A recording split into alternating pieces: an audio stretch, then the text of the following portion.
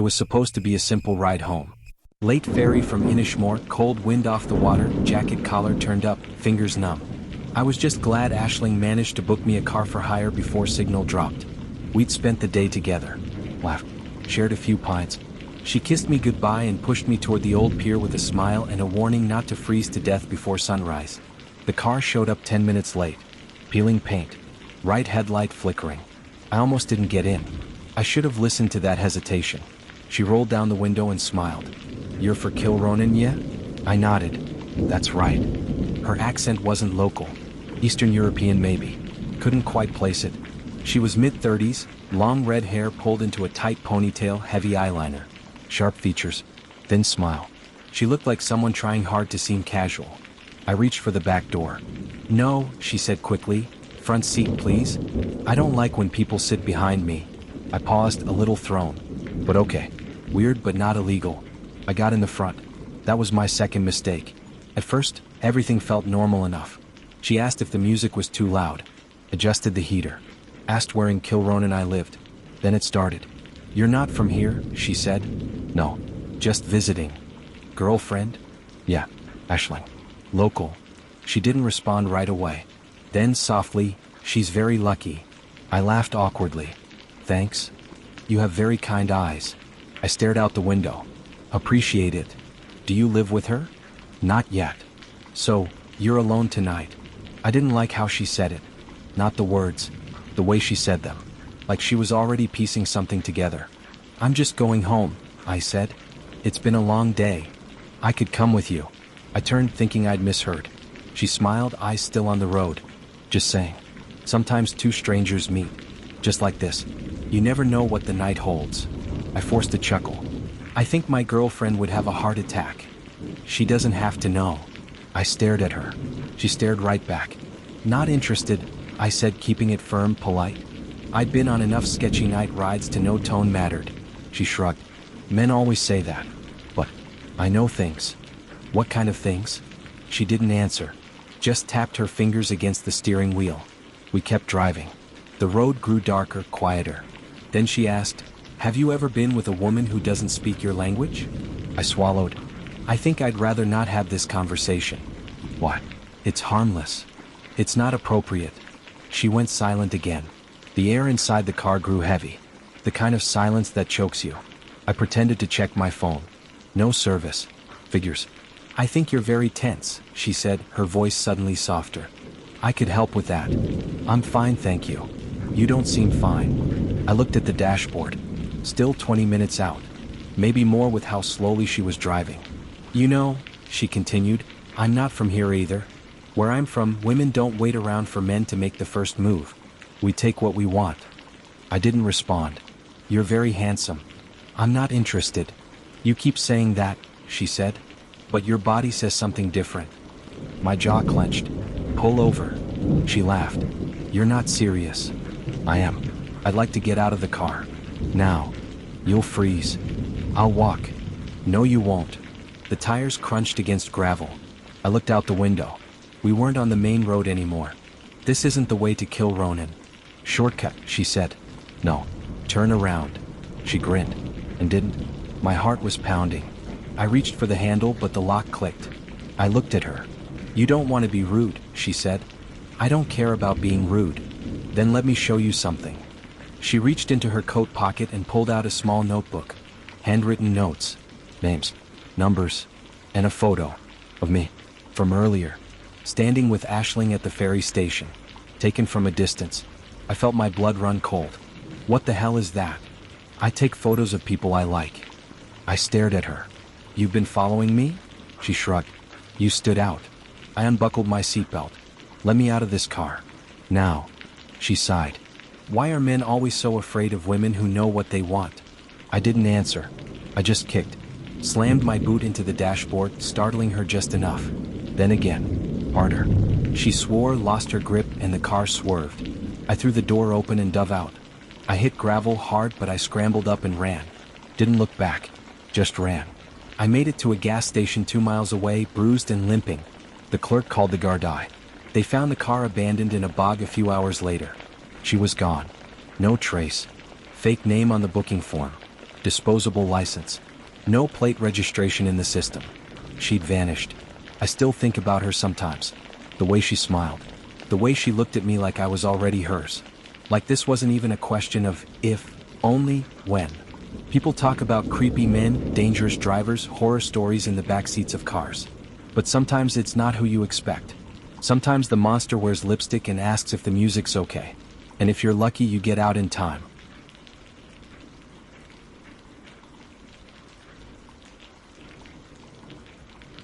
It started with a glance.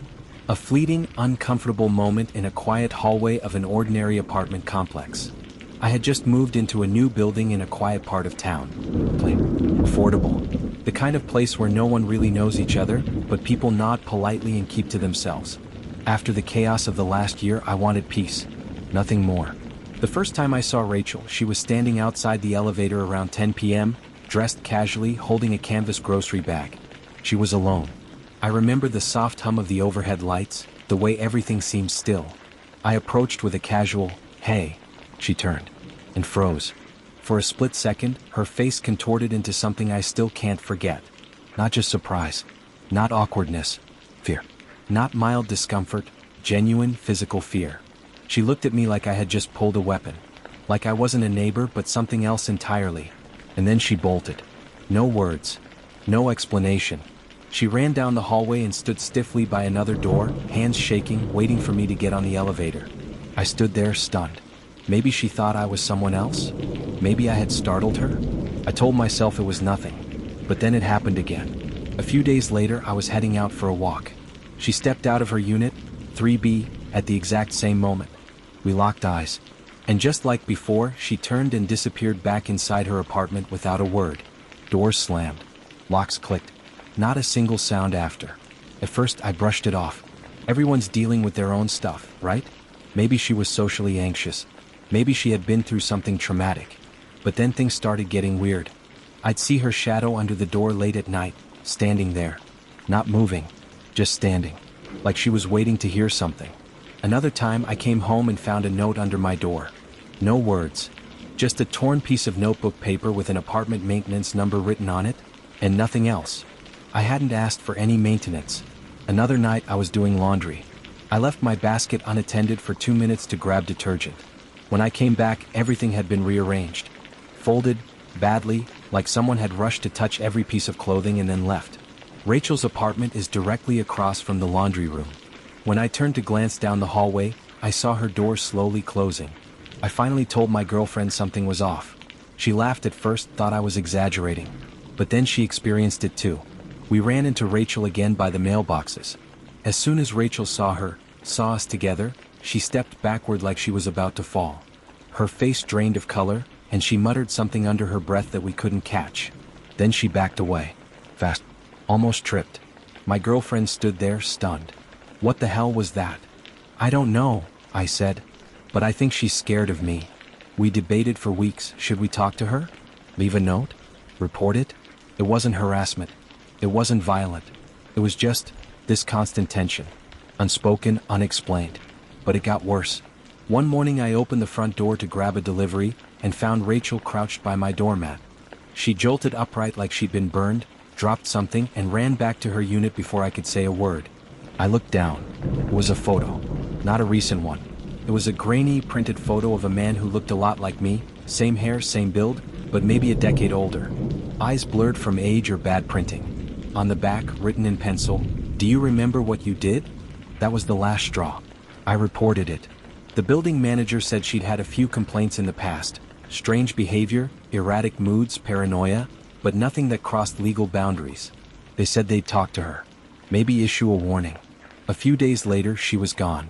Just like that. Moved out in the middle of the night. No moving truck. No help. Just vanished. Like she'd never been there at all. Weeks passed. Things went back to normal. But sometimes I still think about her. About that look on her face when she saw me. The terror. The certainty. I never found out what that photo meant. Who the man in it really was. But sometimes when I walk down that hallway, I still feel her eyes behind a door that's no longer there.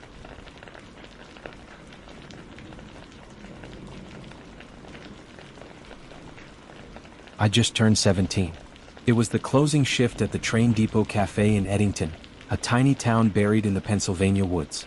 Barely anyone ever passed through, especially after dark. Still, we stayed open until midnight for the rare stragglers off the late freight. I clocked out at 11:47. The place was dead. No customers. Just the hum of the overhead fluorescents and the smell of burnt coffee. I grabbed my coat, slid on my gloves, and headed out the back exit to the gravel employee lot. My old Plymouth was parked under the broken lamp near the tree line. I felt it before I saw her. That prickle. Like someone was staring. I glanced over my shoulder. Nothing. Just shadows stretching across the snow. I picked up my pace. Halfway to my car, I saw headlights flash on. A dark sedan. Parked maybe 2 rows behind me. I hadn't noticed it before. The engine coughed to life, but the car didn't move. Weird. But maybe just a customer from the diner next door, I thought. Maybe someone sleeping it off.